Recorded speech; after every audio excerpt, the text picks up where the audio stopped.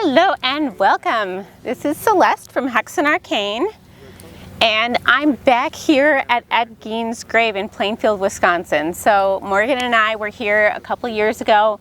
We got to do a visit with Ed Gein. So if you didn't watch that show, check out The Sadist. That's what we did, but we're not showing The Sadist today.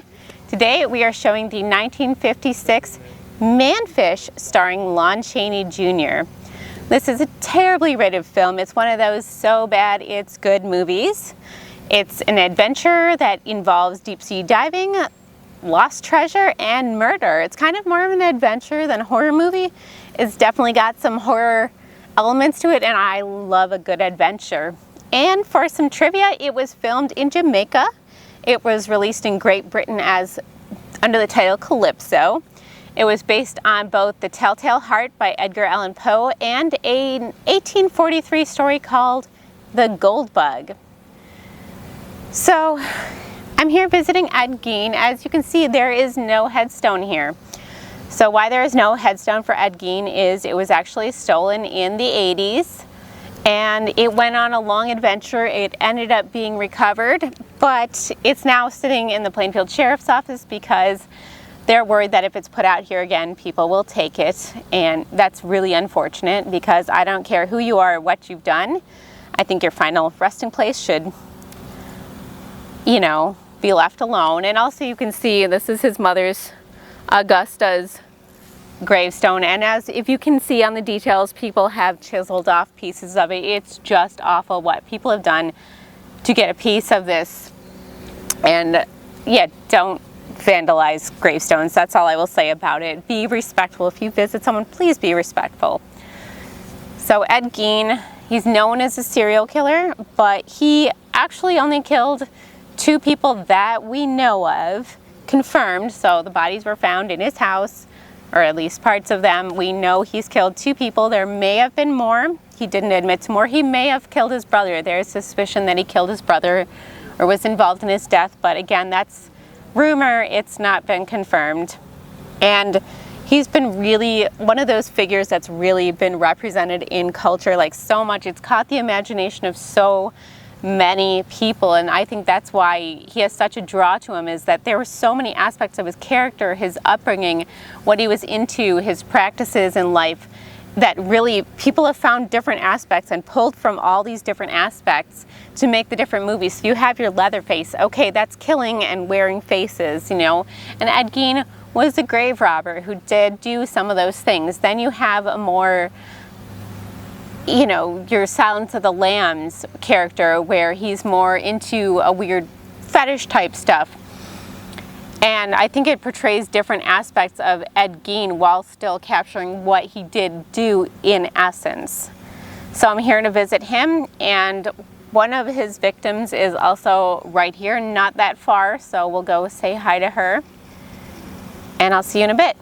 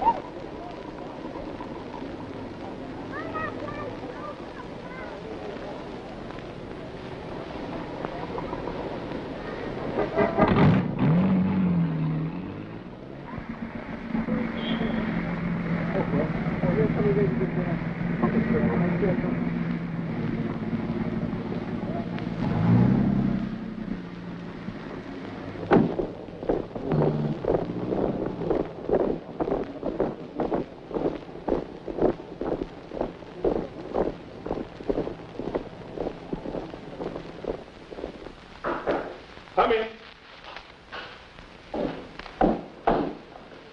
Inspector Warden of Scotland Yard to see you, sir. Oh, yes. Show him in. Inspector Warden.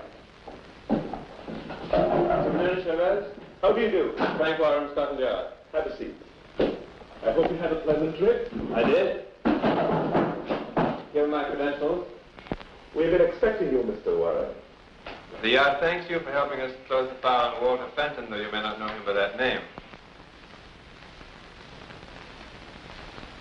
He has changed somewhat since his picture was taken. Here's our extradition request. I'm sure I'll find them all in order, Mr. Warren. But I'm sorry. The yard's request cannot be honored. The man remains here. You cannot refuse to hand over a criminal. We have very good reasons for that, Mr. Warren. I'll tell you a story. This story will be strange to you, but such is the Caribbean. Strange, colorful, exciting.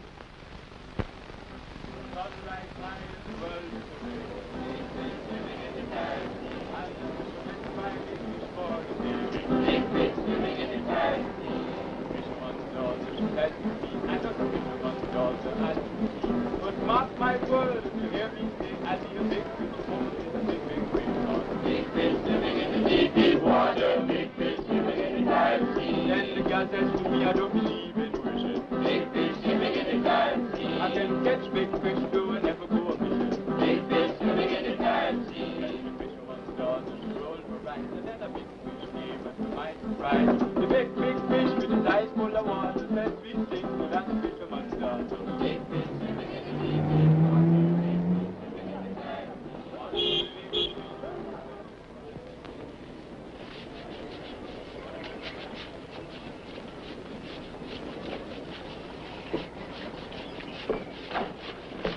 Hey, you, where's your captain? I don't know. Swede! Where's the captain, Swede? He's gone to the market, but today's catch. All week he has promised to make a payment on the money he owes me. But when he has turtle to sell, he avoids me. I've chased after him long enough. He owes me 300 pounds. I want you to seize the boat in payment. Oh, no, Mr. Bianco. That I cannot do. No? What do you think I brought you here for, but to help me take possession? I came only to protect you from possible violence. Yes, every time I ask for my money, Brannigan starts a fight. To seize the ship is a civil matter. You'll have to have an order from the magistrate. But that's too much red tape. Am I to be robbed while the police do nothing? I've already told you, Mr. Bianco. There's nothing I can do about it. It's a civil matter. You tell Brannigan I am going to take his ship and smash it to pieces for salvage. No, no, Mr. Bianco. She's a fine ship, not for salvage. You heard me. Salvage. I'll go find Captain Brannigan. You pay.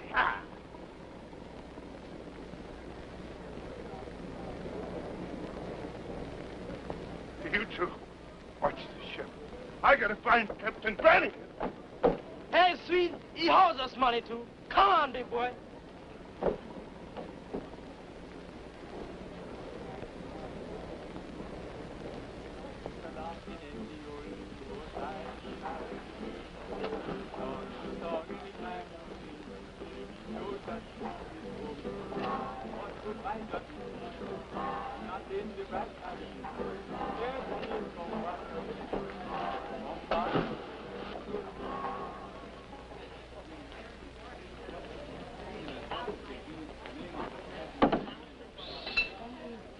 Hello, Swede.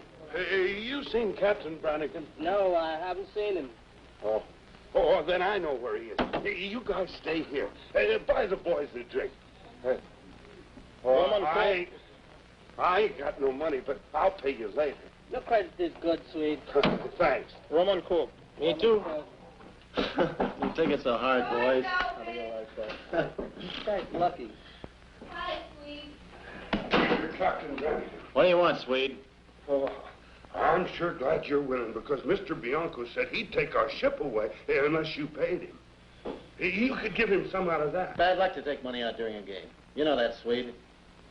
Besides, the boys here wouldn't like it if I gave their money to Bianco. Would you, boys? I've got more important things to do with it. Haven't I, Mimi? Yeah, but you ain't even paid Domingo and Big Boy. All right, pay them. But they better come back with more turtles tomorrow, I'll tell you that. And you better save some of that money for Mr. Bianco, or he'll take our ship away from us. Don't worry about it, Swede.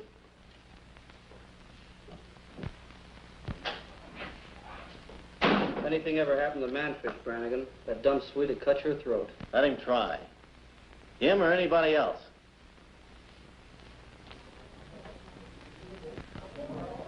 Here you go.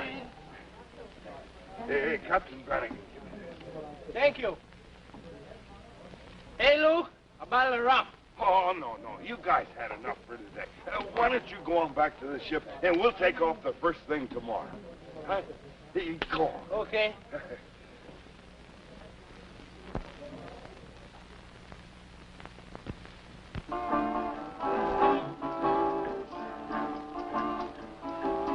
Tropic night, you cast a spell of romance that holds you tight. Within a dangerous trance, you try to fight, and yet you haven't a chance. Beware the Caribbean, the spell is there. Look to your left and your right, it's everywhere. Although it hides it from sight. Buy me a drink, sir. Oh, but, Captain, didn't you save any of them? That's right, stupid. I lost. I told you it's bad luck to take money out of the game. Oh, now Mr. Bianco's going to take You open our... your mouth once more about Bianco, and you can find yourself another berth.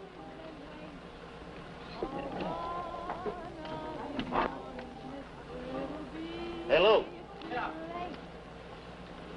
Who's the day? She's from Beta Island.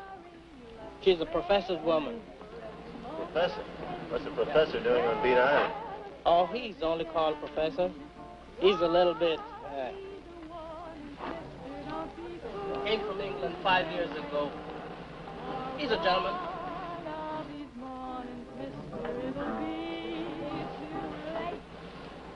Give me another drink, my friend. Don't you want a drink, baby? A little want, but he say no. The Caribbean.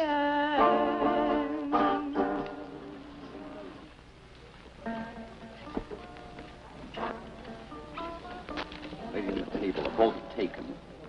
I know. I just took them. I should leave you.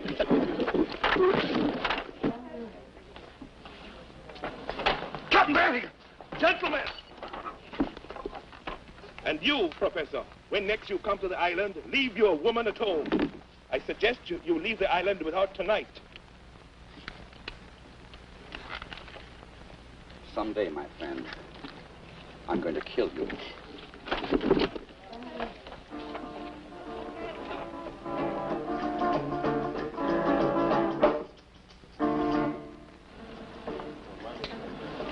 What's the matter? Wouldn't she buy you one? Oh, be that way?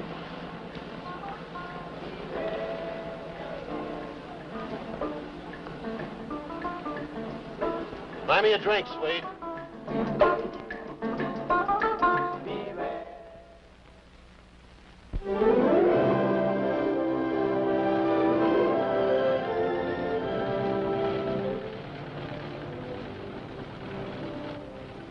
Captain Brannigan! Yeah, what do you want, Swede? That looks like a good spot. Okay, put in. All right, boys, get the gear ready.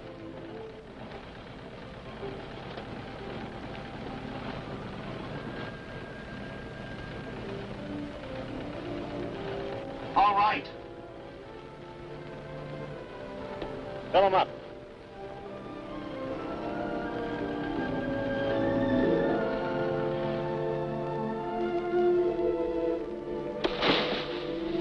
Ready, Domingo?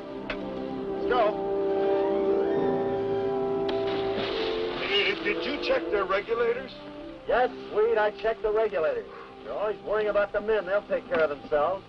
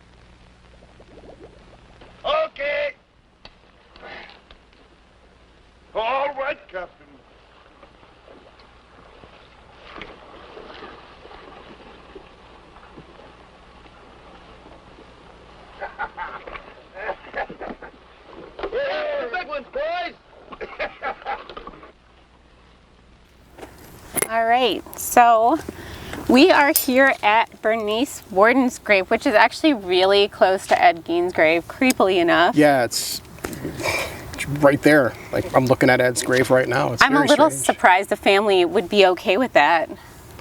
Yeah, I'm surprised that Plainfield allowed the Gein family, well, there really was nothing left of the Gein family. I'm surprised that they let Ed get buried here. Yeah, because he died in Mendota. Yeah, 1984 he died. And so Bernice was born in 1899, and she died in, of course, 1957, making her a little bit older than Ed. But that kind of spoke to some of his proclivities, because he was really into older women because he had an obsession with his mother. So he was looking for someone that was like his mother, who was actually very overbearing towards him growing up. And they had some weird stuff going on in their family, for sure. Yeah, very religious. Augusta was extremely religious. That's all that they did in the house. They didn't have any electricity, so there was no TV, no radio. All nothing they did wrong with religion. I'm not knocking it at all. Nothing wrong with it, but that's all that they did. Bernice had daily Bible readings. She would read from the Old Testament, so it was all the fire and brimstone, and that's really all they did. That's all that Ed knew was just religion and his mother. Right, and I think he did not understand how to integrate in the outside world that well once he got there, so it was a little bit of a shock to him, and he was a shy man. He had trouble approaching people, he had trouble making friends, and, you know, finding someone to date that was an appropriate age and liked him back. Yeah, he was a very awkward man, but he was well liked. Everybody liked him. Yeah, he was like how odd he was. One of those people that's like, oh yeah, he's a little weird, but he's cool. Families let him babysit. So yeah, so he was kind of seen as like a gentle soul. Yeah. Which clearly was not true.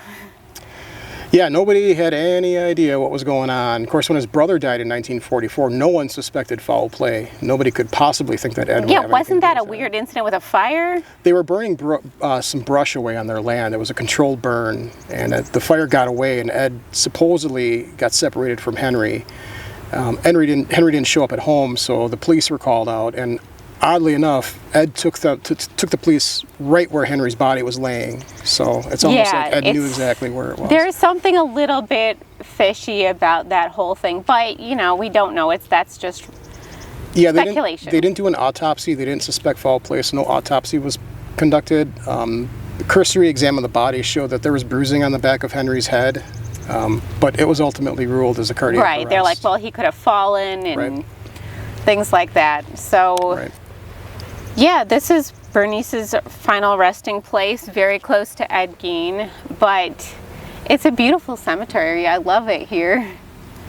Yeah, it's very quiet, very serene. There's nobody else here. I'm kind of surprised. Usually there's other people visiting Ed's grave, but we've got it all to ourselves today. Yeah, and you can also, like, her headstone doesn't seem to be vandalized or anything, which I'm happy to see. Yeah. So, yeah, if you visit people, be respectful of their space. Yeah, absolutely. Don't vandalize the gravestones. Just leave it as it is. And watch some more Manfish. Manfish, yeah. What better film to watch on a day like this in Plainfield than watching Manfish? Yeah, that's definitely what you think of when you think of Ed Gein. You know, when I first heard the title, I thought it'd be like some kind of monster movie, like a manfish, but that's the name of the ship. So. Well, Kenosha has a fish man, so it's kind of fitting. Wait, there's a fish man? You're going to have to tell me. No, we'll talk about that at the next break, yeah. Yeah.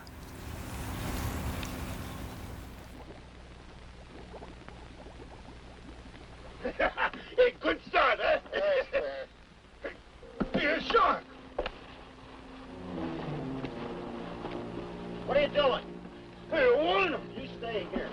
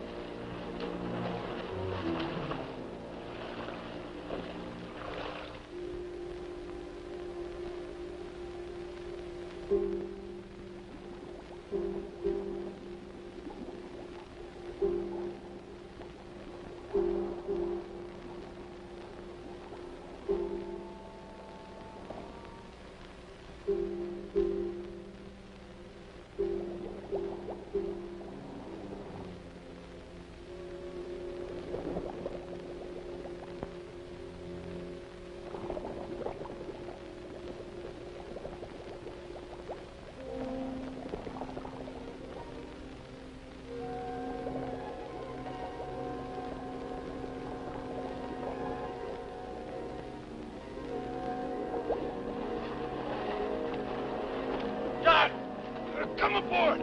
Hurry up! Come aboard!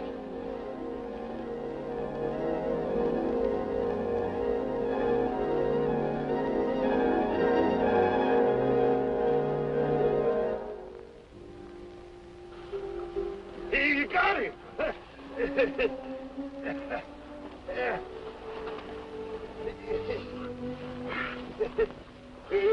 Was he a big one?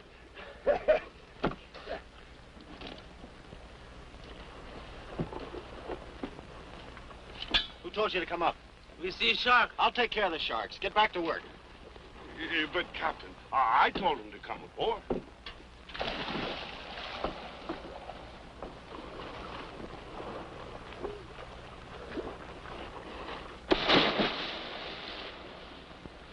Listen, Swede.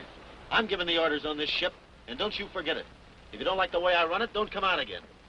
Sick and tired of looking at your stupid face. But, Captain, I didn't... You treat this tub like it was a woman. She's the only home I got. Clean it up! Clean it up, I said!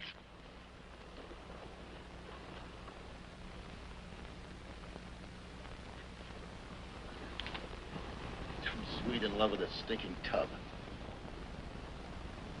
I know she's your ship. Because you won her at cards.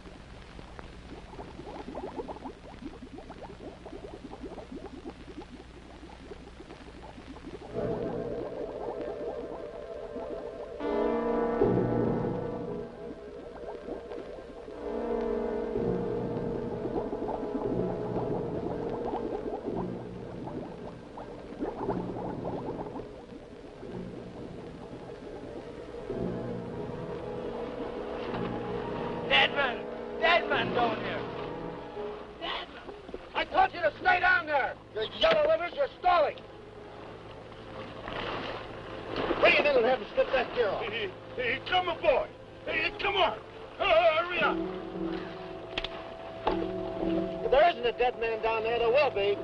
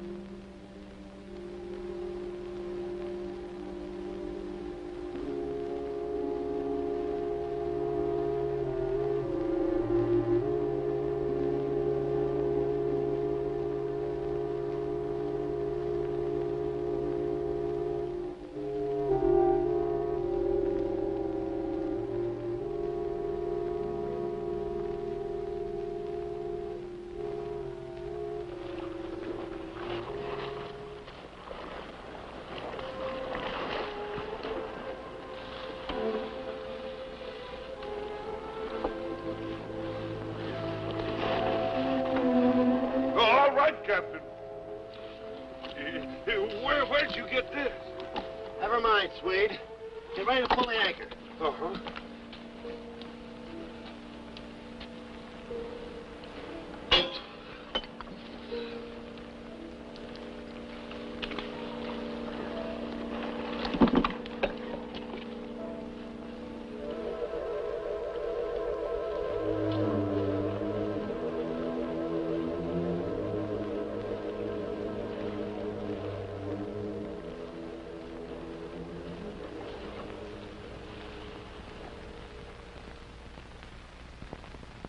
Sunrise high and the world is awaiting. Big fish swimming in the carrot sea. And the fishermen cry big fish for the saving. Big fish swimming in the carrot sea. The fisherman's daughter says to me, I'm not a fisherman's daughter as you see. But mark my words, you hear me say, I'll be a big fisherwoman in the big, big great water. Big fish swimming in the deep, deep water. Big fish swimming in the carrot sea. And the girl says to me, I don't believe. Hey, where are you guys going? We don't get paid, we go find a new job. Oh, no. You can't do that. You know that the Manfish is the best turtle boat in the fleet. Now, yeah. You take this and go have a good time tonight, and you come back in the morning. Thank you, sweet. Hope you, sweet.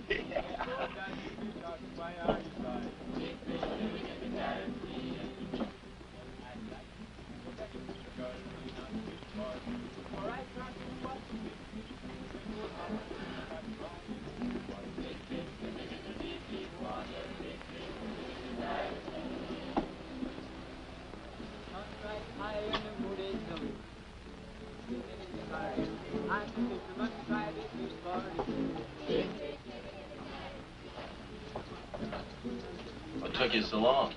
Well, What? Where's the other bottle, sweet? I dropped it. Yeah.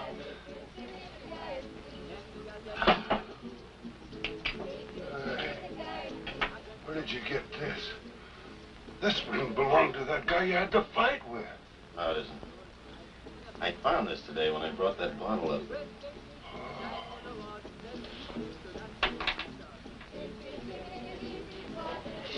Can you read French, sweet? Oh, well, I don't.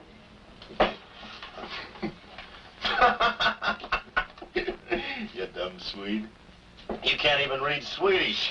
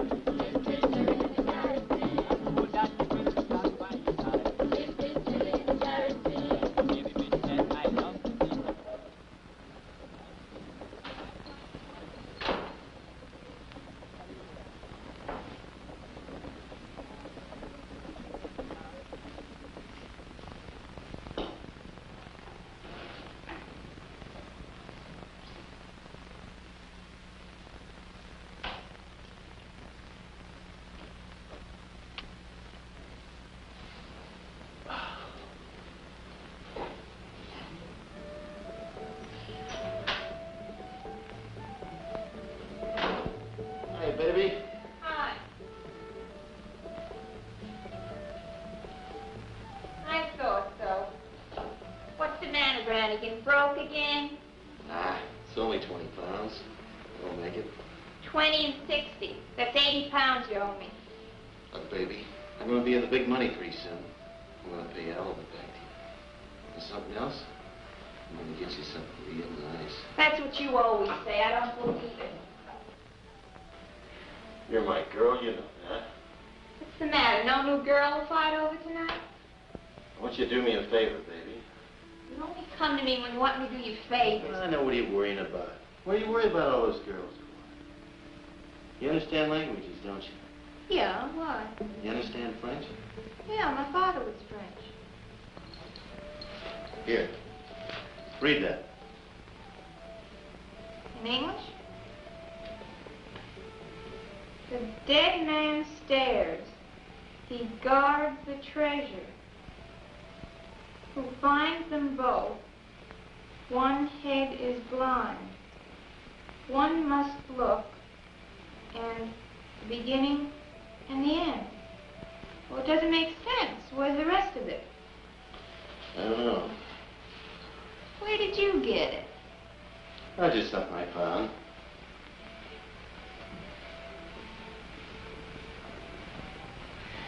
I gotta go, baby.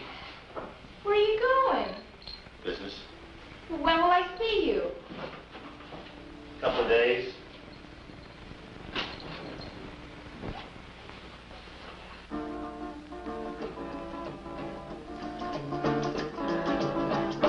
Run, heed the warnings, mister. Don't be foolish and wait.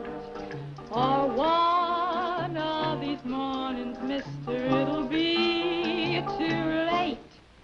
So get away before your troubles begin. For if you stay, you know the danger you're in. You'll have to pay for every moment of sin. Beware the Caribbean.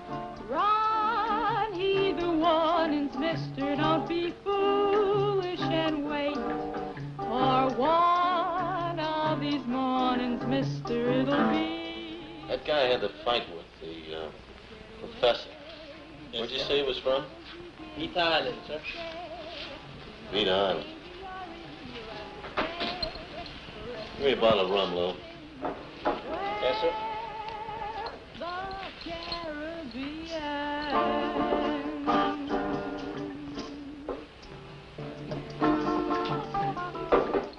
Thanks very much, sir.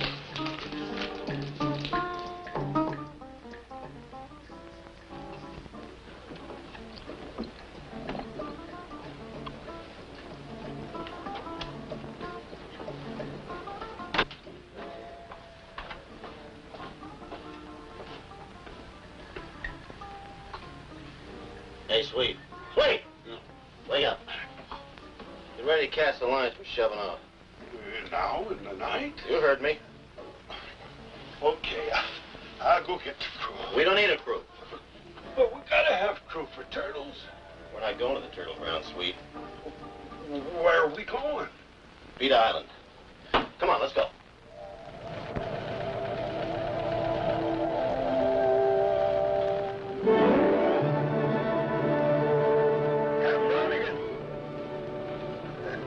Beat Island.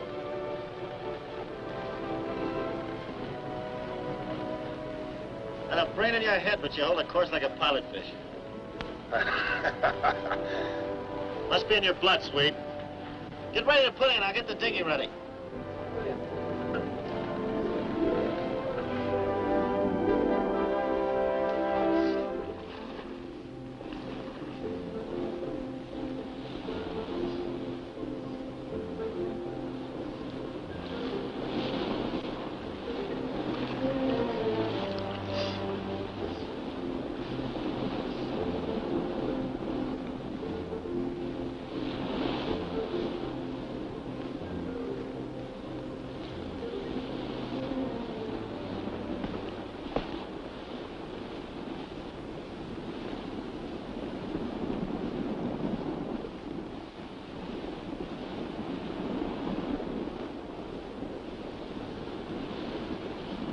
Hey, boy.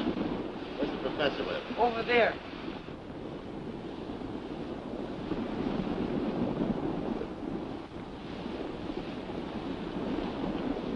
Hello, honey. Hello? Remember me? Yes. Where's your professor friend? I don't know.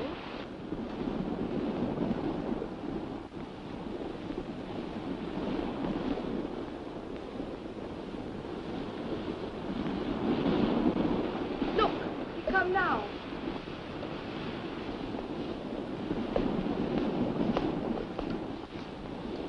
Get back to the house. Get back to the house and stay there. Hello again. I hope you all are very much not enjoying Manfish, or enjoying it if you like terrible movies, which I do and I am. Yeah, it's an awesome movie. I really have this thing about torturing our audience by showing them the worst films I can find. Yeah. We've shown some really bad ones, and I've loved every second of forcing our audience to watch it. Yeah, sometimes the worst films are the best films. We have it's the ironic. most fun, making fun of the really bad movies. There's been some... Anyway, so we are here at another cemetery in Plainfield. What cemetery is this? Yeah, so today we're at Spiritland Cemetery. It's in Portage, just outside of Plainfield, but this is one of the cemeteries that Ed Gein would visit in the middle of the night, and Right. do his nocturnal dealings. So we touched on that before, but not only was this a serial killer, and like I said, 2 confirmed victims, but they suspect 7 more, including possibly his brother, which would classify him as a serial killer, so we're just going to call him that. So he would not only kill people, but he was also most famous probably as a grave robber. Yeah, it's estimated that he paid 40 nocturnal visits to area cemeteries. There are 3 cemeteries that he visited, Spiritland, Plainfield, and another local cemetery. I can't say it without like spear fingers. This is called Spiritland Cemetery. It's an awesome old cemetery. The grave that we're in front of right now is from the 1800s. So this one's actually tucked away. It's a little harder to find. It's a little bit off the beaten path. It's full of really old graves, and it is beautiful. Yeah, it's an awesome place. I would go here to dig up bodies if I was going to dig up bodies. And Ed would do that. There's no lights around whatsoever, so Ed would do it by the light of the full moon and whatever lanterns he'd had with him. And it's kind of isolated, so nobody would really catch you. So he didn't like to dig up the old graves. A lot of grave robbers, well, what they're doing is robbing the people of their valuables.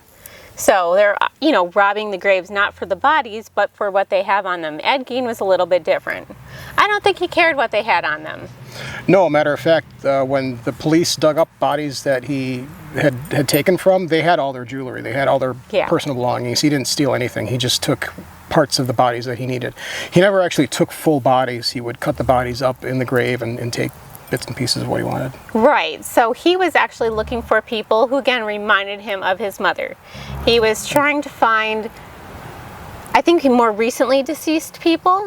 So a lot of grave robbers, they'll go to the really old ones. They'll say that those people have the valuable jewelry. No, he wanted fresh bodies that he could cut pieces off and make furniture and save various parts of them for decorations in his house, because after his brother died, a couple years later, his mother died, which left him alone in his property by himself.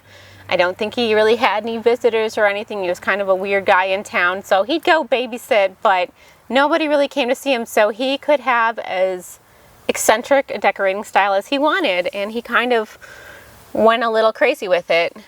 Yeah, he really did. He had a decade after his mom passed away, and when he killed Bernice Warren, there was just over a decade. So there was a decade of really just going downhill mentally. Yeah. And, he went even more insane. Right, and not only did he have crushes on people that reminded him of his mother, I think he also very greatly missed his mother. Oh, he had an obsession with her, and so he was sort of surrounding himself with things that made him think of her and keep her presence there with him. But as Chris said, there was no electricity there. There was nothing to do but ruminate with his own weird thoughts, I guess. So that's what he did. Ed would read the paper every day, and he'd read the obituaries. And if a woman passed away that he recognized or he felt resembled his mom, he would go that night and dig the body up while the grave was fresh. So it was easier for him to dig up with the loose soil. Right, and all these things were still found in his house by the police when they came there. So he had, I think, at least 12 women that were dead when he took their body parts, but parts of at least 12 women that they were able to identify, and he made various articles of clothing, furniture, and decorations out of the parts that he kept. Yeah, his ultimate goal was to make a skin suit out of a female so he could become his mother. Right, and this is where you get your whole Buffalo Bill thing. Like, that's where that got borrowed from. Yeah, and there's stories of Ed would put this skin suit on and he would dance naked out in his yard. Are you really naked if you're wearing a skin suit? Well, or is the skin suit naked as well? I guess I'd have to see it. Are you double naked? Probably double naked. But he would take all his clothes off, put the skin suit on, and he would literally dance in the pale moonlight when there was full moon out. So I'm wondering, like, did he tell people this? Like, is this information he volunteered? Well, how do they know this? So there were teenagers like to hang out with Ed. So there was a 16-year-old boy that hung out with Ed, and he was in Ed's house, and he saw heads. And Ed said that they were shrunken heads that his cousin sent him from the war, World War II, from the Philippines. So he did have people over. He did have people over, kids mostly. And not creepy at all. And these kids did find body parts, but Ed made excuses, and everybody believed Ed. Yeah, I mean, I think that you don't want to believe anything differently, especially if you know the person. You're like, okay, that's plausible explanation. But yeah, that's a whole thing. Nobody could imagine what Ed was doing, especially in 1950s and small town Plainfield. Nobody was prepared for. That completely shocked the community when that came out about what he'd done and the things that they found in his house. Yeah, and there were a lot of looky-loos coming from all over the country. They were just descending on Plainfield, and it really turned the Plainfield residents off of visitors. That's why we're kind of keeping a low-key profile here today. Yeah. We don't want to... We don't want to disturb anyone. We don't want to make anyone uncomfortable. We don't want to draw a bunch of attention to ourselves. We're just trying to visit the sites. Yeah, but it's, you know, it's definitely, it's a quiet town, and you know, sometimes you just get a feeling when you enter a town that like something really bad happened there, and that's the feeling that you get when you enter Plainfield. Yeah, I don't even know it. Like, there's actually a really good book on Ed Gein written by John Borowski. Yeah, that's the Bible. I have that book with me in my bag. That's I haven't read the whole thing. I'm really looking forward to, but if you want all the details, he is the most thorough researcher I've ever seen when it comes to serial killer lore and culture. So check out the Ed Gein book by John Borowski. Yeah, it's not a narrative written book. It's all case files. Yeah. It's Ed's hospital confession. It's his police reports. It's the hospital reports. It's not like, well, Ed did this and this and this. It's It's a the actual very reports, yeah, exactly. It's like the closest we'll get to firsthand information. Yeah. Well, anyway, so that's enough of this place. I will snap a couple pictures of the cemetery because it's beautiful, and please watch more of Manfish. What do you want here? I want to talk to you alone, inside. We'll talk here. Where'd you get that ring, Professor? The ring? Why, the ring's merely a little bit of sentiment. Why do you ask? I think you better tell me where you found it. As you see, I found one just like it. I found it in the same place I found this. Let me see. You'd like that, wouldn't you, Professor? Where's the other half? The other half that goes with your ring. I didn't know there was another half. Oh, you didn't? I only found the ring. You came here from England 5 years ago, didn't you? You haven't spent 5 years out here because of a lousy ring. Why'd you stay? Why'd you stay so long? Because of a leak. Don't tell me that. Where'd you find it? Tell me! Well, I'll be glad to tell you. I found the ring diving off the cove, off Coral Cove, just off the island there. Okay. I'll go down and have a look at that Coral Cove. Let me tell you something. I better find what I want soon. Because if you're lying to me...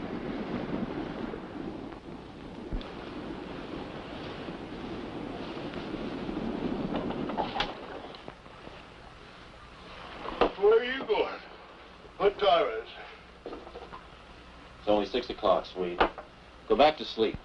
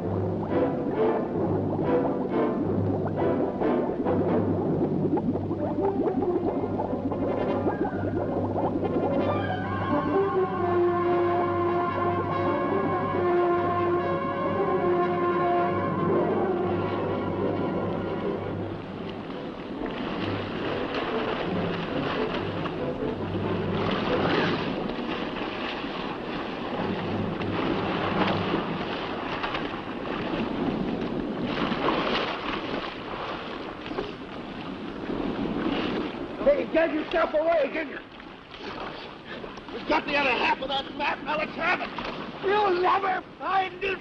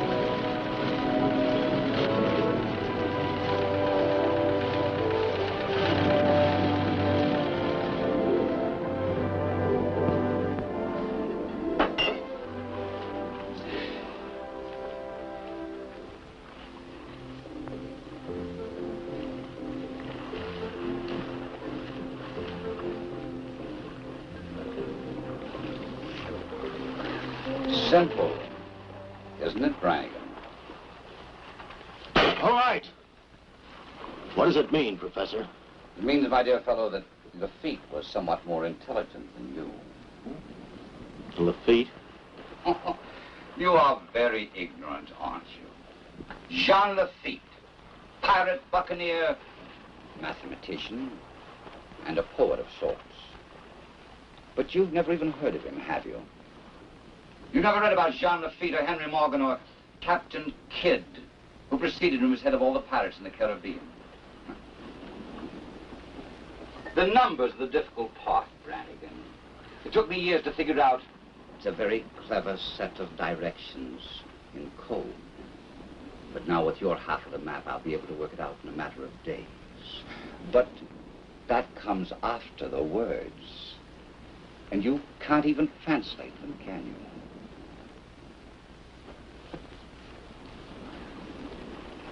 I'll let you do it for me, Professor.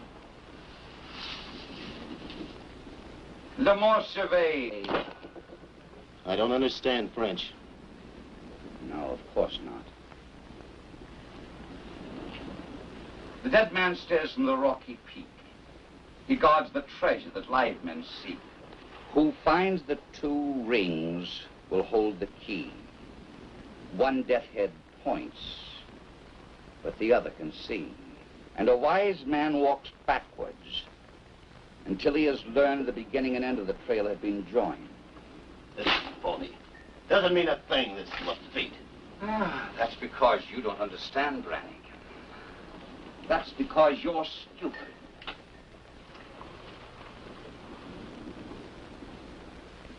I'm going to throw you a bone, Brannigan, like a man throws a bone to a hungry dog. I'm going to give you the secret part of the line. A wise man walks backwards. Backwards, Brannigan. The map and everything on it in reverse. Here, turn it around so that the north points south. And there we have the island we want. The island of Hispaniola. Hispaniola? Go ahead, man. Get on with the rest of it. And I? No, thank you, Brannigan. You'll know the rest when I'm ready to tell you. And from now on, we move step by step under my orders until we find what we're after.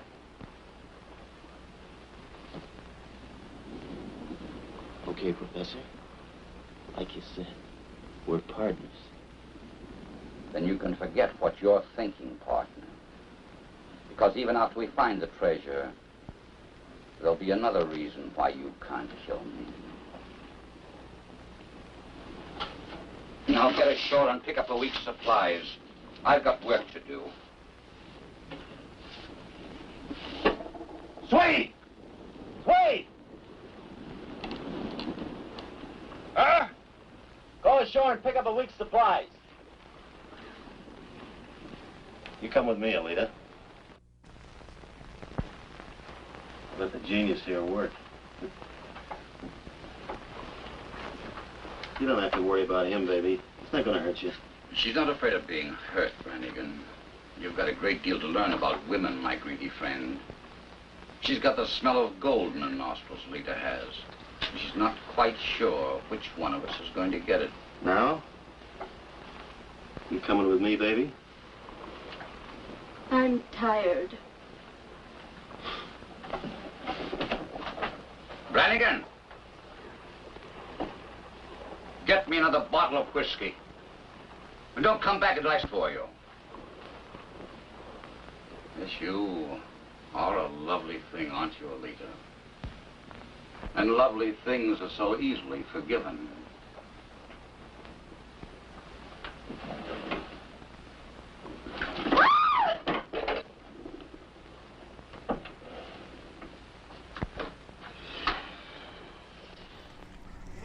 So I'm here with Christopher Kai House, and of course he is our resident Twisted Dreams Film Festival friend. Friend, yeah, that's good. I'll take that. Yeah, so if you don't know about the Milwaukee Twisted Dreams Festival, he puts on an annual, well, he and a friend. Couple other yeah, people, yeah, a few other people. Don't want to give you sole credit for this. No, I don't deserve sole credit. So him and a couple other people put on the best film festival in Milwaukee, the Twisted Dreams Film Festival. So it's focused on horror, and you really do a lot to showcase local horror, which I love, like Wisconsin horror. Yeah, you know, speaking of Wisconsin horror, we are in Plainfield, Wisconsin today, the home of one of the most notorious Wisconsinites ever, Mr. Ed Gein. Yes. And I think we're going to be given he's tour. infamous, yeah. if you will. If you've never heard of Ed Gein, you've probably heard of Texas Chainsaw Massacre or Psycho or... Yeah, there's so much stuff based off of the legend of Ed Gein, and when you actually read of his story, you're like, oh, that's kind of tame compared to the movies made of it, but you really actually look into it, his psychology is fascinating, like what led him to be the person he was. So what is this place? Well, this is the Opera House. Honestly, I don't know much about this building. Looks to be very old. I don't know if there's any significance to this building. I just like it. It's really cool looking. It's a really cool building, yeah. Yeah. For sure. But we're going to go head to the hardware store. Warden's hardware store, which is right across the street from the Opera House here. Right, yep. And I was checking out this building because it's a really cool backdrop. But it also looks closed down, and Warden Hardware Store is at this time closed down. It's not an operational hardware store anymore. So I'm here with Christopher House again, and we are looking at the inside of the, what was it called? This was Warden's hardware store. Warden, yes, that's what it was. Warden Hardware Store. It is now empty and closed down. But you were telling me that you kind of had an idea of where Bernice Bernice was so killed. There's a door back there that Ed dragged her through after he murdered her. This was November 16th, 1957. Ed came in with the purpose to buy antifreeze, and he asked Bernice to look at a rifle that she was selling. Ed had a bullet with him, and Ed loaded that bullet into the gun and ultimately shot Bernice in the back of the head. And there was blood everywhere, and he dragged her out to the back of the store, right through that door right there. And you were also saying that this building is a lot of stories supposed to be coming out. haunted. Yeah, a lot of stories that Bernice is still here, and you know she doesn't want to leave. This was her hardware store. This was her baby. Oh, hi Tom. Come on in. Tom's sneaking around. Okay, never mind. We've killed Tom. So, what kind of things do they report happening here? Do you know? Things going missing. You know, Bernice has certain places that she likes things, so things would go missing. Things would get put in different locations. So she's very orderly. She wants things. You know, I'm like that too. Yeah. If I don't like people touching or messing with my stuff. Yeah, this is very. I have a spot for everything. Very much. This is Bernice's store. She's still here, laying claim to this property. That's really cool. I hope her spirit is happy in there. Yeah, and it was a hardware hank. It's been a hardware store ever since Bernice passed away, and I think it closed up, just before the pandemic. Last time I was here, it was still open. Oh wow, yeah. See, I know there's another hardware store in town that's open now, but it's not the one. So I think it's easy to mistake if you go in this town and you're like, oh, there's an open hardware store, but no, it's this building. And let's go get some shots of the outside. So here is the outside of the Warden hardware store, where Bernice Warden was killed by Ed Gein. He did not have a lot of victims. Like I said, mostly he was known for grave robbing. And this is a really small town. This is small town Wisconsin. This is classic small town Wisconsin right here. It is a town, I believe, of, the sign says 924 people. So this is about as small time as you can get, not where you would expect to have a serial killer. And the design of the building has changed a lot. I believe the entrance used to be on this side, and then this was the side entrance, but it's all been changed around since the 50s. I don't know when they renovated it, but it's been changed a lot over that time. The other famous Wisconsin serial killer is, of course, Jeffrey Dahmer. He was out of Milwaukee, which is a lot more of a bustling metropolis, so that's somewhere where you would expect, if there's somewhere in Wisconsin you're going to have a serial killer, you would think somewhere like Milwaukee and not out of the tiny, tiny town of Plainfield.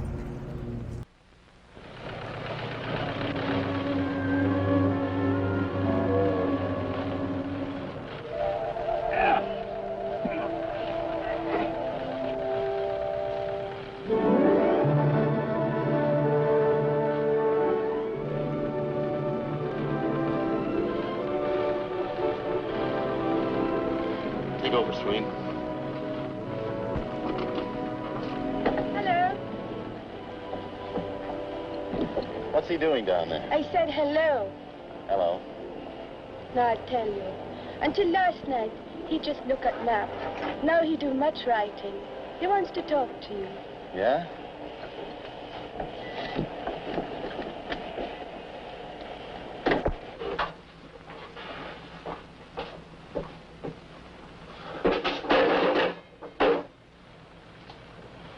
Yes, I burned the map. It's all in here now, Brannigan. All in here. There's no more map, only my memory. You better be careful not to hit me too hard. I might forget. I've got life insurance now, Brannigan. Get out. From now on, you stay where I can watch you. You had better concern yourself about my health. You had better be very thoughtful and careful of me. I'm rather old, you know, Brannigan. Old and delicate. You should keep me out of drafts. Why, I might catch cold and die of pneumonia. And that would be terrible for you, Brannigan. Terrible. Because with me gone, the map and all the clues you're after would also be gone. So you'd better treat me kindly and with great tenderness.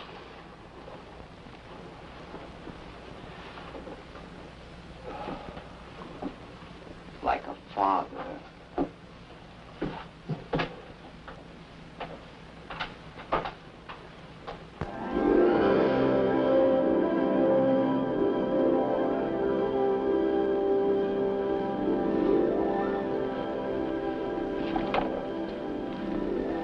Well? Drop anchor off that far point. Aye.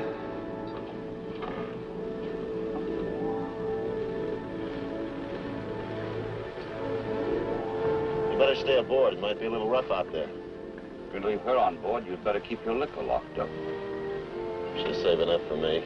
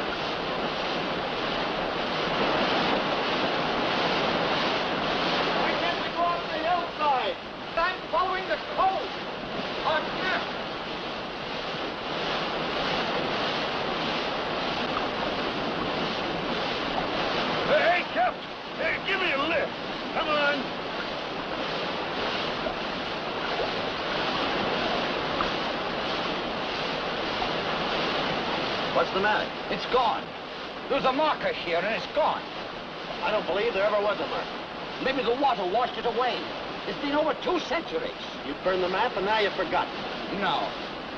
No, I haven't. Partner.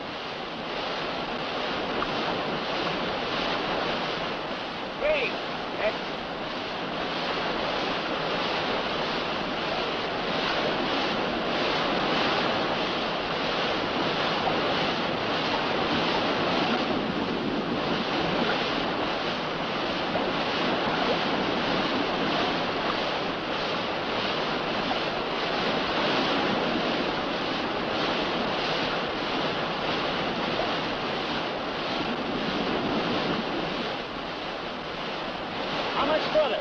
Don't be impatient, my friend.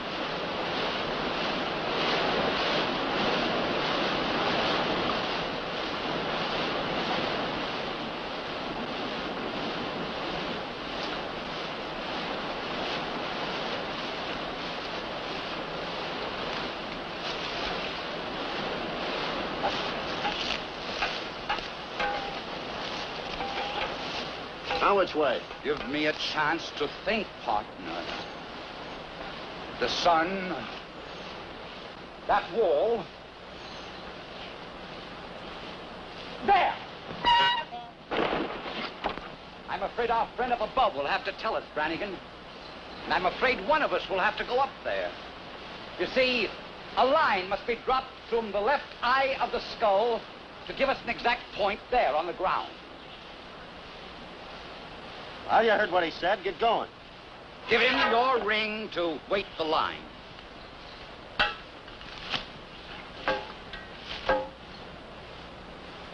Don't worry, Swede. That wall's only 300 years old. If it crumbles and falls, Brannigan won't be hurt.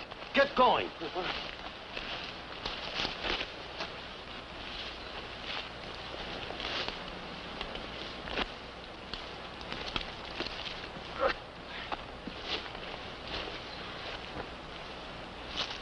How'd you figure that out? For the same reason that your ring has a left eye. Because a part of the code. And because I say so. Hurry up with that line, Swede. Remember, the left eye. Don't touch it. What are you doing? I'm lining it up with my ring so that the arrow points due south. And there we have our new direction. Here. 30 paces, that would be just at the base of that old Spanish wall. Come on, Swede.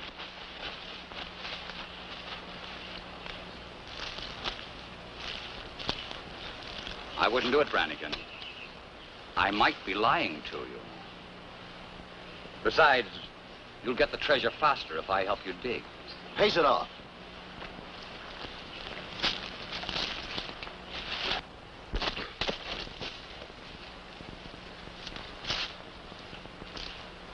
It should be here.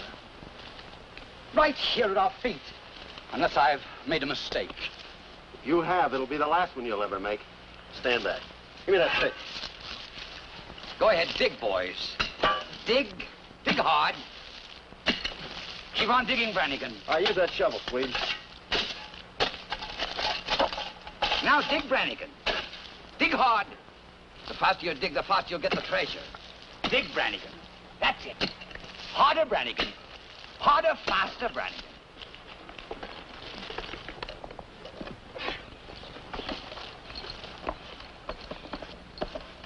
It's really gold. Swede, take a look around the island. Make sure no one else is here. We'll fill in the hole and meet you back at the beach. He means he'll fill in my grave and meet you back at the beach. Go ahead. He doesn't want any witnesses, Swede. The Manfish is yours. I'm giving it to you. All you gotta do is go back to the beach and wait for us. You hear me, Swede? It's yours.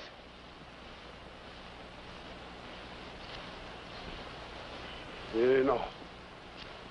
See, he isn't like us, Brannigan. He's got a stubborn streak of decency in him. He just won't go. Don't you worry, Swede. He still needs me.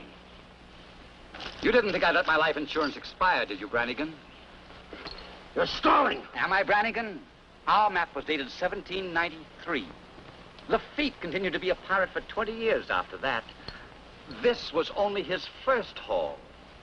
How many other treasures might he have hidden, Brannigan? Remember the last line of the poem? The beginning and end of the trail are joined.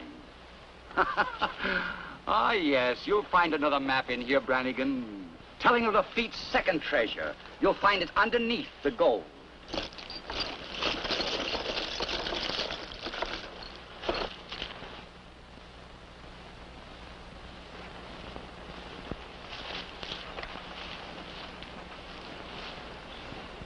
Well, there's a catch. I'll explain it to you. The key to this map was in the first map, and the first map is only in my brain. In here, Brannigan. All in here. And it'll stay here only as long as I live, so you want me to live. Don't you, Brannigan?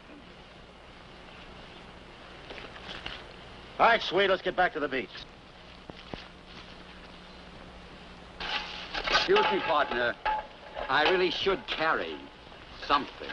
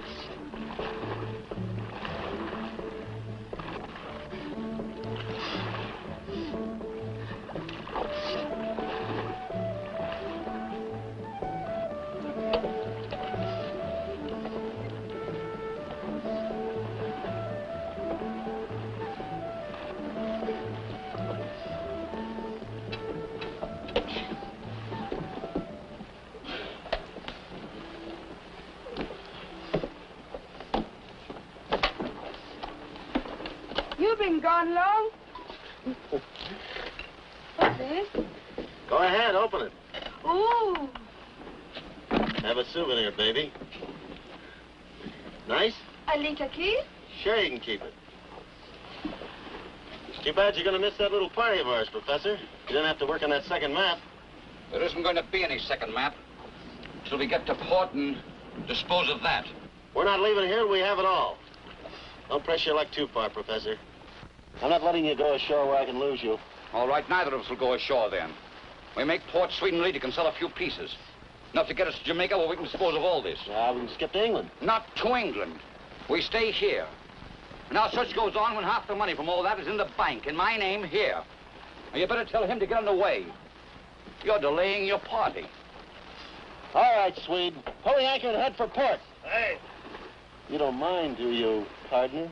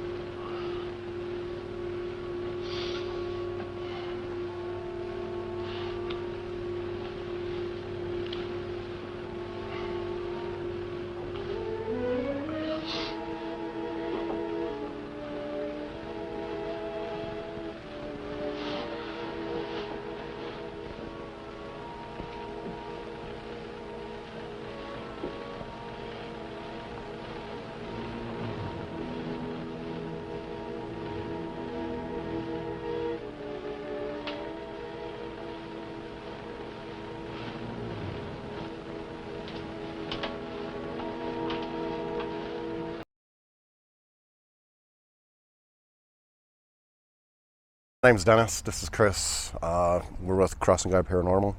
Our thing is ITC. We like to do communication, interaction. We also travel the country doing investigations. We just have a good time and enjoy each other's company, and we do what we do.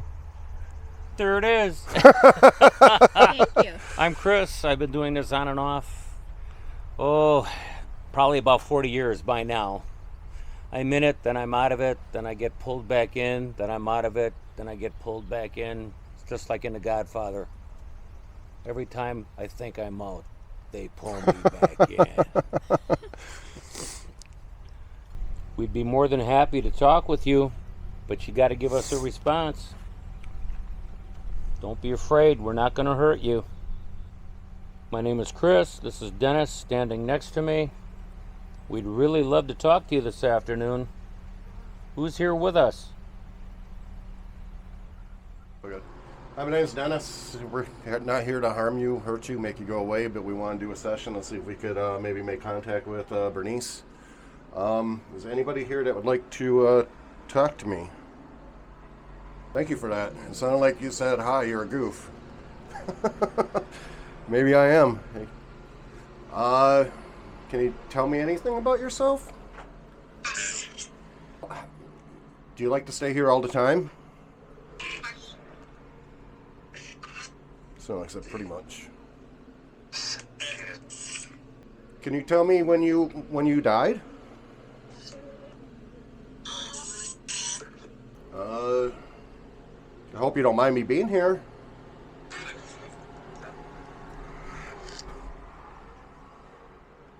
I'm not getting. Really sound like you're getting anything. I'm not getting anything. You're just getting the snippets. Well, thank you for communicating with me, and maybe we'll talk to you a little bit later. I'm Chris, Crossingaurd Paranormal. We're going to use the Josh Lewis Spirit app. I'm looking at dogs barking at us here. It's what we do. Anybody here with us at the hardware store this afternoon? I'd love to be able to talk to you for a minute. If you'll respond to me, is there anybody here? Sounds like a yes to me. Yeah, it did to me too. I wish that guy would quit cutting his grass. We'd be a little better off here. My name is Chris. Who am I speaking with, please?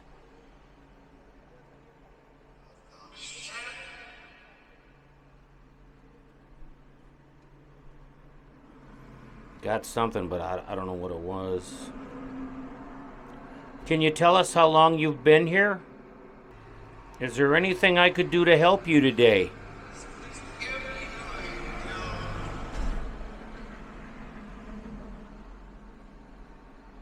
I'd like to help you if I can, but you have to tell me what I can do for you.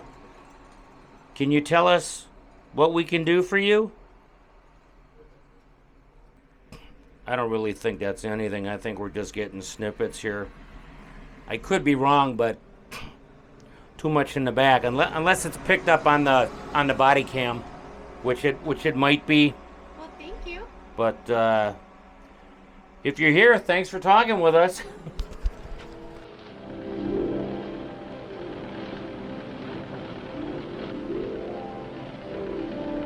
Hi, Swede.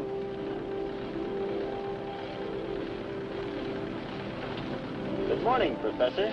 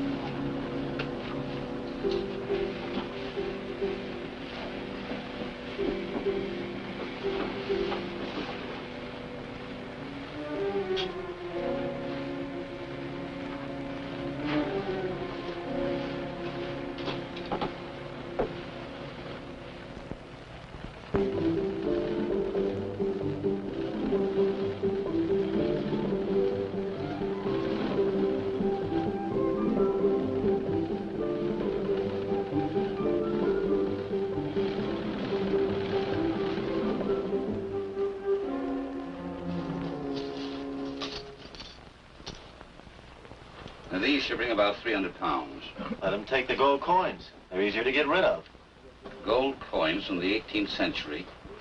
Let every cutthroat in the waterfront know what we're after. Yeah. They're worth about 500 pounds. They must go to someone honest. And someone smart enough knowing he's got a bargain to keep his mouth shut. Take them to Aleppo, Swede. Nobody else. Aleppo? Aleppo. And if he wants to know if you're any more of this, you say no. And don't answer any other questions. Alita.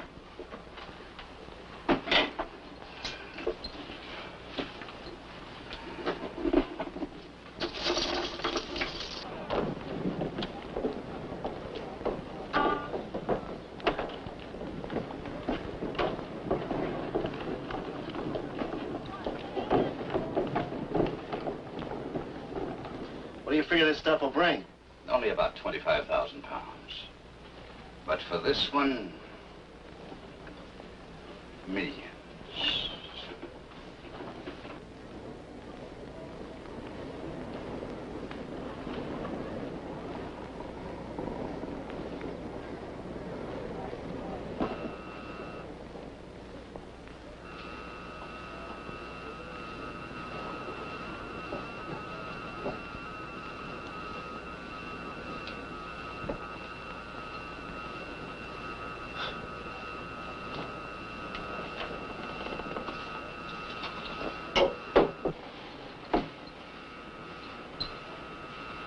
You'd better hurry up and figure out that second map, Professor. I'm losing my patience.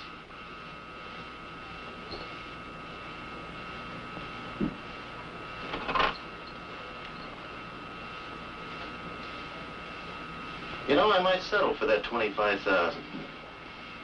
I don't really need $1 million.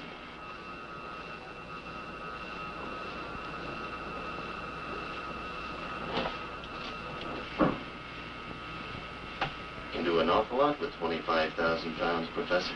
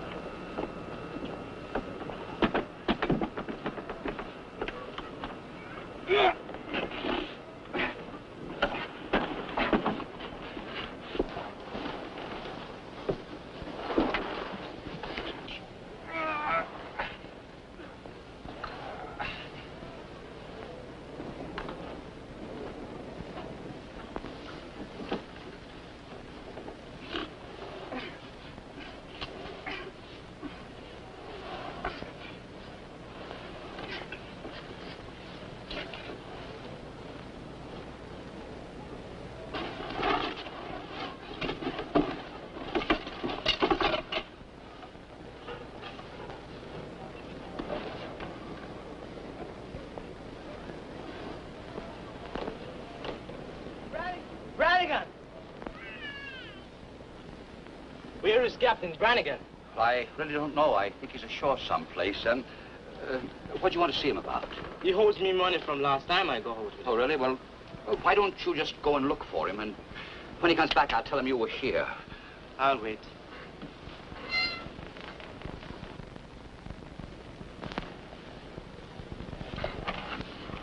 Look, I think he has some money in that box in the cabin. Now, if he owed me money, I think I'd just go down and take it. But I only want what is mine. Yes, I know. Well, part of what is in there is yours. Go and get it. Come on, I won't stop you.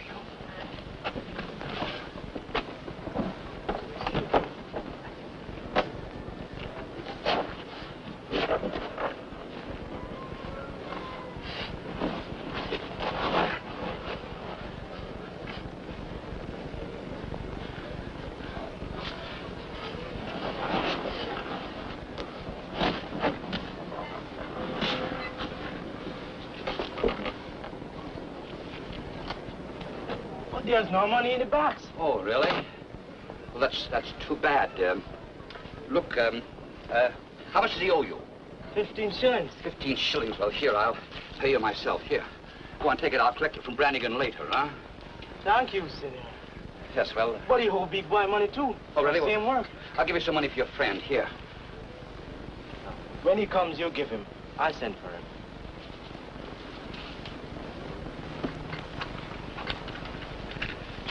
Bad day for fishing. Ships come before sundown. Why you no like me, sweetie? Oh, I like you all right, but women just don't belong on it. They bring bad luck. At least I like sweet.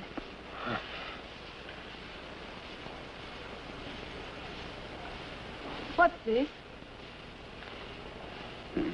Just a picture of my sweetheart and my mother. They're both dead. I want to go back. Oh, no. We gotta wait here for Mr. Aleppo. Lou. Why don't you take your friend's money and look for it? Domingo! Here's big boy now. Here. Here's the 15 shillings that Brannigan owes you. He pay me too. Come out buy a drink. No, thanks. I've got to wait here. I'll buy and bring back the bottle for you. No, I don't want to come back. I don't want a drink. Maybe he waits for a woman. Yes, I wait for a woman. That's it. Yes. Now, you go ahead. Okay, Tom.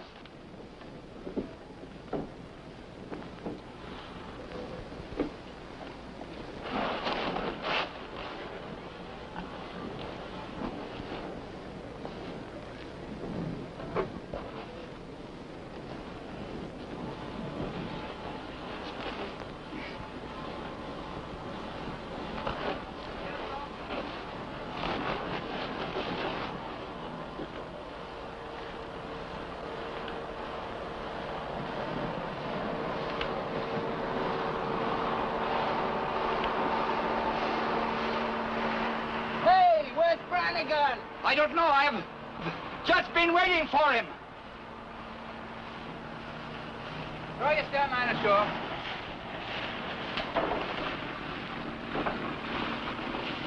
Hey! Stern. Stuck your line ashore. Stern.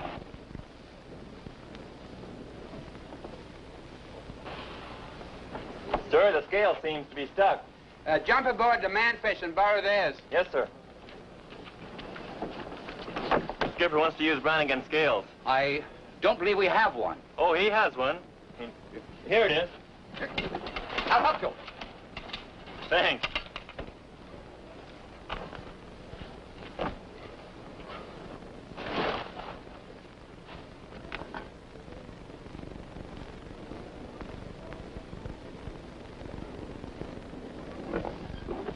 Okay, men. Nobody goes ashore until nightfall. There's too much work to be done aboard. Now get busy up there.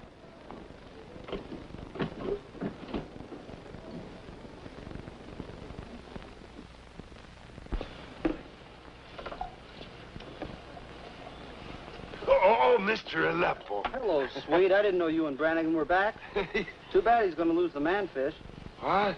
Yeah, that's what I understand. Bianco's down at the magistrate right now, getting papers to Caesar. Oh, no, he can't do that. Brannigan, he'll get the money. Don't worry about it, sweet. Captain Peters likes you. He'll give you a job. Back. Where's Brannigan? Oh, I don't know. What's she doing here? Why you say that, sweet? He's back. He gave me this. Real gold. Why did you have to say that? You know she's been in love with him for a long time. Well, I've got to go. Mr. Aleppo, I want to talk. You stay here. I want to talk to you alone. All right, sweet. Come on, let's go here.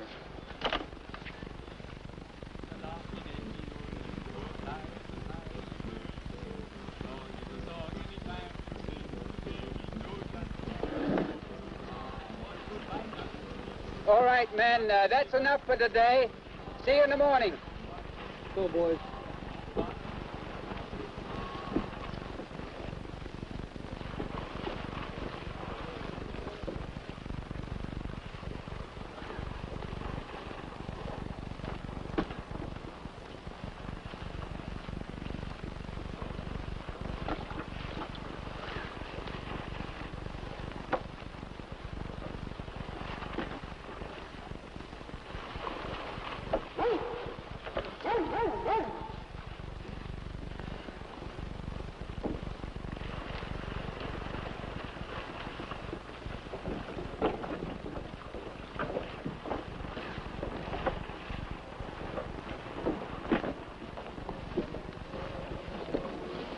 Yes?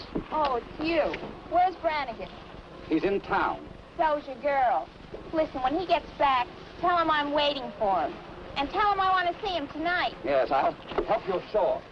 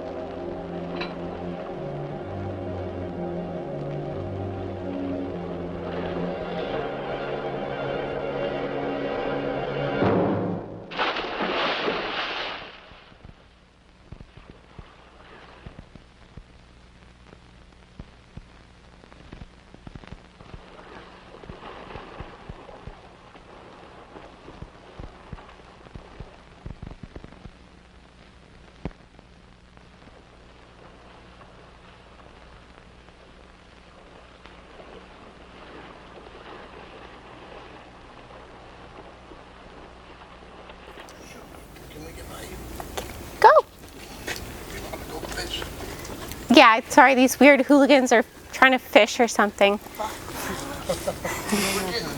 Anyway, so we left Plainfield and we are now here in Appleton. Mm-hmm. And this is a very special grave. What is special about this grave? I know there's an urban legend surrounding it. Yeah, so this is the grave of Kate Blood. We're at Riverside Cemetery in Appleton, Wisconsin. This grave and her family are set so far back from the rest of the cemetery. It's in a really odd location. It really is. You would never find it on your own. No, you would not know where to look. If you came looking for Kate Blood, you wouldn't find her. It's really off the beaten path. But the way the urban legend goes, this tombstone here tends to stain red under certain conditions, and people say that it's blood, you know, that the tombstone bleeds blood, and there's all kinds of stories about Kate being a witch. She was a witch. Wasn't she like, possessed. there was a story that she was an axe murderer and killed her husband and kids, but as you can see here, if you can see us, she died in 1874. Her husband died in 1916, so I don't think it's possible. Yeah. Now there's another legend that he killed her. Mm-hmm.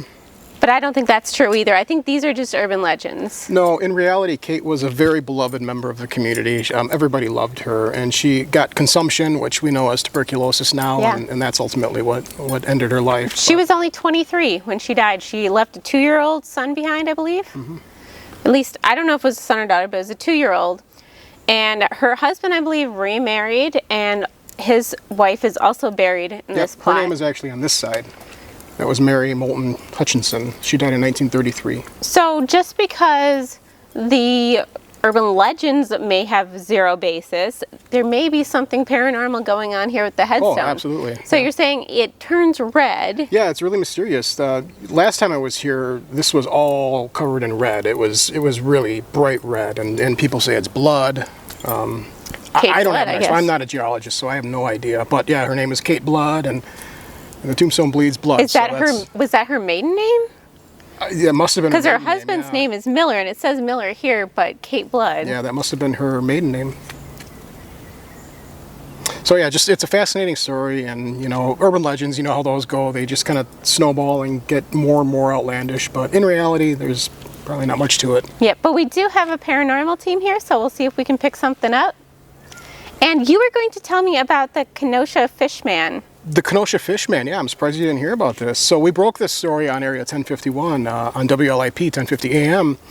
There was an elderly couple that called into the station and told the doctor that they spotted a gillman, a fishman, in Lake Michigan. And these people aren't the type of people that would exaggerate or make things up. So they seem credible. They seem very credible. So kind of people that I would believe. Nice elderly grandfather and grandmother.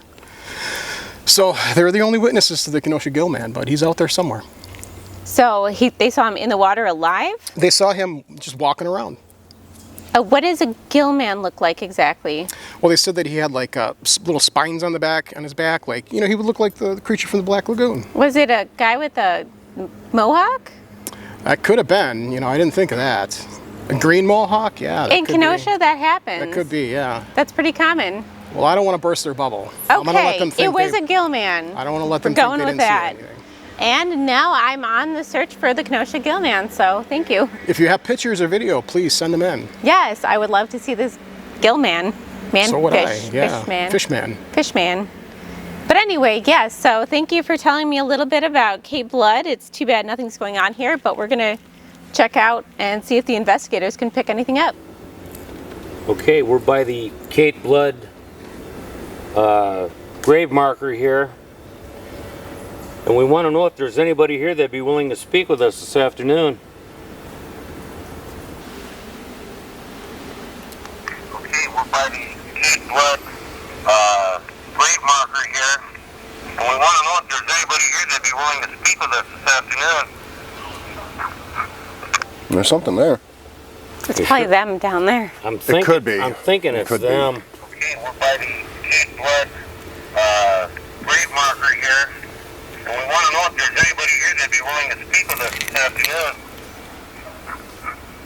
afternoon. No, that was something. Can I ask her woman a woman? Yeah, go ahead. Oh, definitely. Absolutely. Definitely. I'll nod when you talk. Okay? Kate, if you're here, we'd love to talk to you. There's something there. No, we got something. Yeah. We got something there. I don't know what it says. Put it up to my ear. Let's play this Closer. again. If you're here, we'd love to talk to you.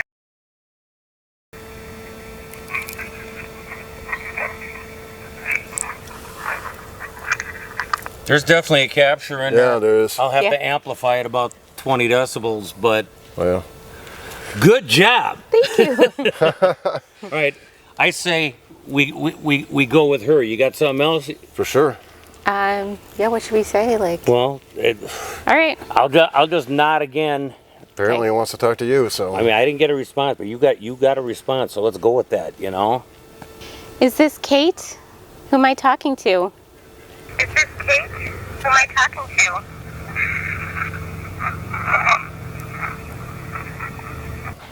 There is something in there, though. There is, yeah, for sure. It sounds And, like. and that's typical Very for this. cool. Either things are real loud and they Or got to you be can back barely hear down, 'em. or they're real quiet. You do get clap.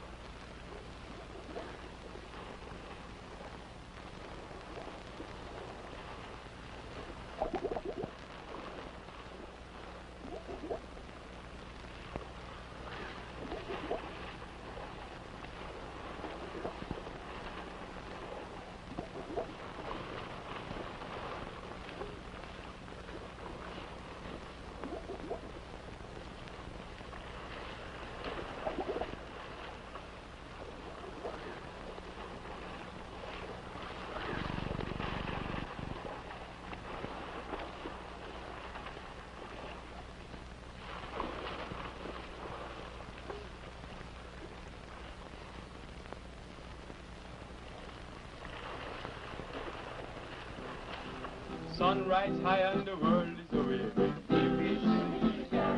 And the fisherman cry good fish for the taking.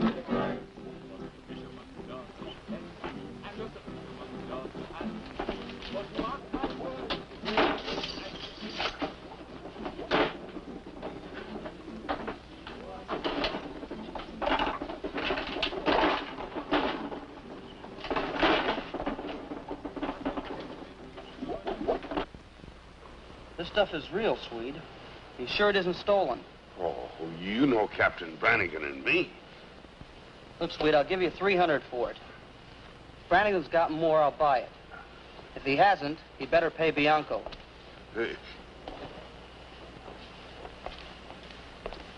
Yeah, but you ain't gonna say nothing to Bianco. I'm only interested in my own business, Swede.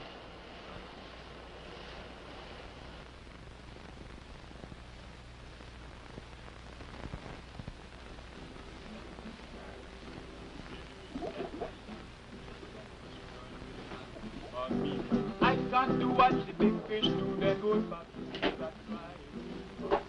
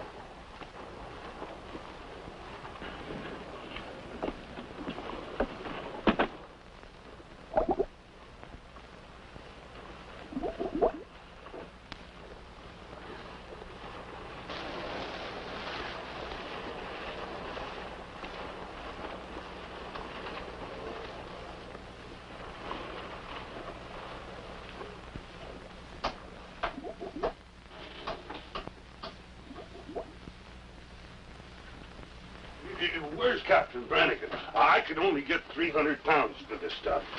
He's gone. He's taken everything and he's gone. You see, I'm right. He's gone, he's taken it. But the ship is yours now, Swede. This ship and everything on it. Brannigan promised it to you. I heard him, I'm your witness. I'll tell everybody it's his ship. We'll go to the registry office at Nassau and put it in his name. You too, Alita. All of us. If we leave now, tonight we'll be there in 2 days. Oh, no. Captain Brannigan ain't run away. If he had, you'd have followed him. Yes, you're right. That's very clever of you, Swede. Very clever of him. But we must leave now, tonight. Oh, Captain Brannigan ain't gone. He'll come back. He won't come back. I mean, why should he? Why should he? He's taken all the treasure. Oh, I don't care about the treasure. Me and the Manfish stay here. Be reasonable, Swede. Why can't he be reasonable? Why should you stay here if he's not coming back? The Manfish stay here.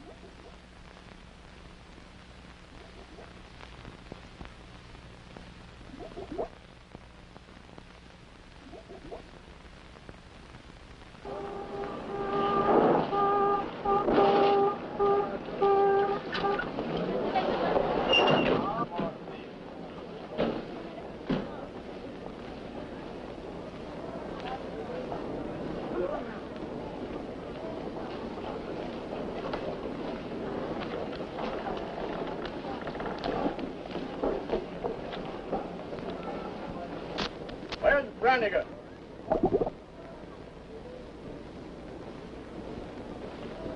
Where's Brannigan? I don't know. Swede, where's your captain? Well, I don't know. He's gone. He's gone to Nassau. They're lying. Where could he hide? I demand a search. He's not here. He's not here, I tell you. He's gone to Nassau.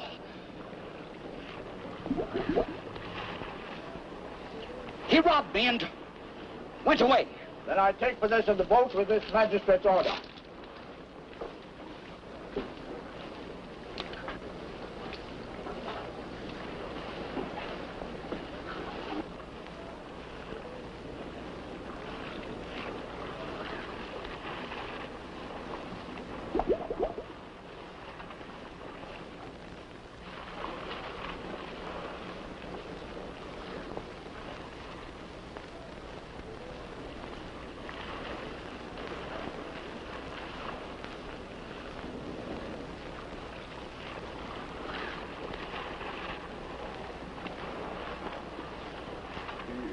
Where's the other tank?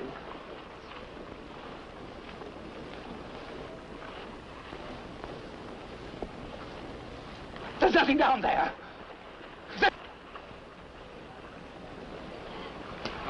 No, there's nothing down there. Swede, there's nothing down there. Swede! Swede!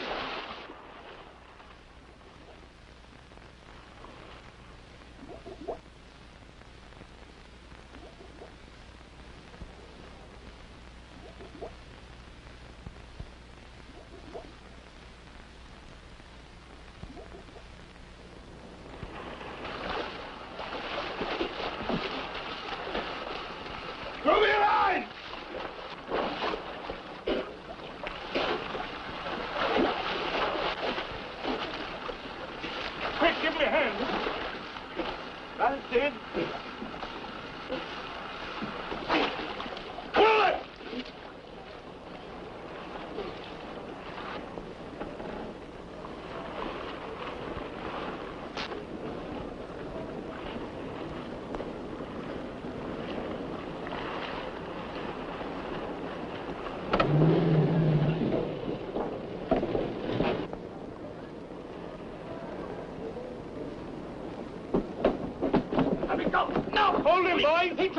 me. Take him away. Please. No, you can't. No, I have money. I'll pay you. No, no, no, you can't. You can't do this to me. He tried to kill me. I had to kill him. Tell him, Sweet. Tell him he tried to kill me. Sweet. Sweet, help me. I got you the boat. Sweet. Please, I give you money. Let me go. I have to take you out on the ship. Let me go, please.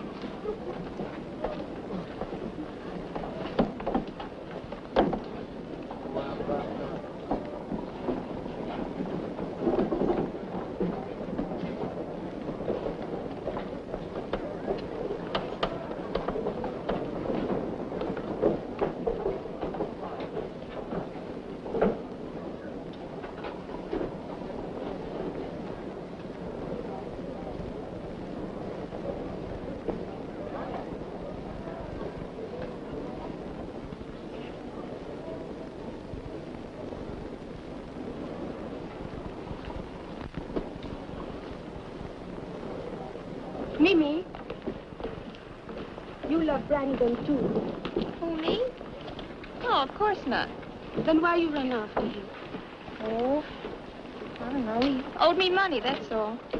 Yes, he told me he owed you. I forget. He told me to give you this.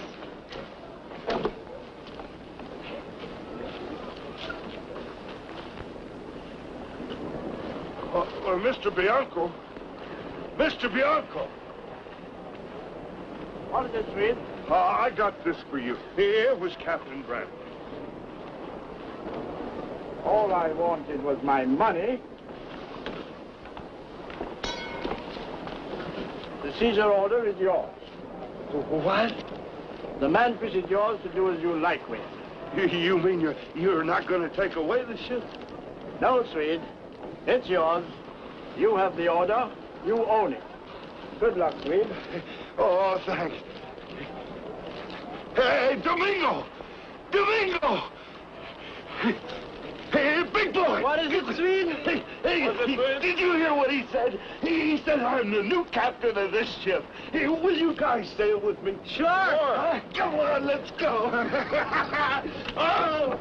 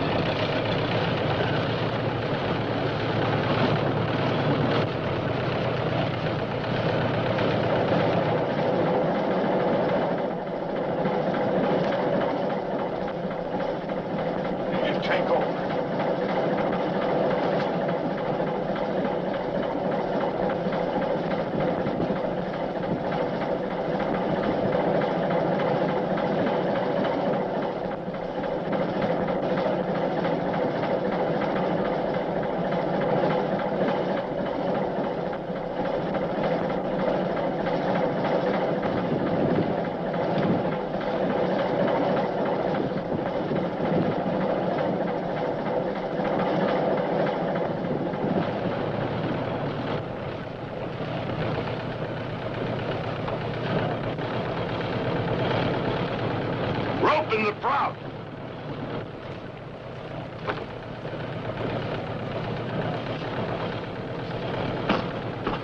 Everything's all right now. I'll take over. Okay, Captain.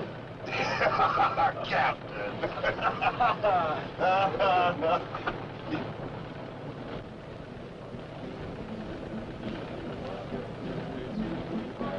Then the girl says to me, I don't believe in wishes.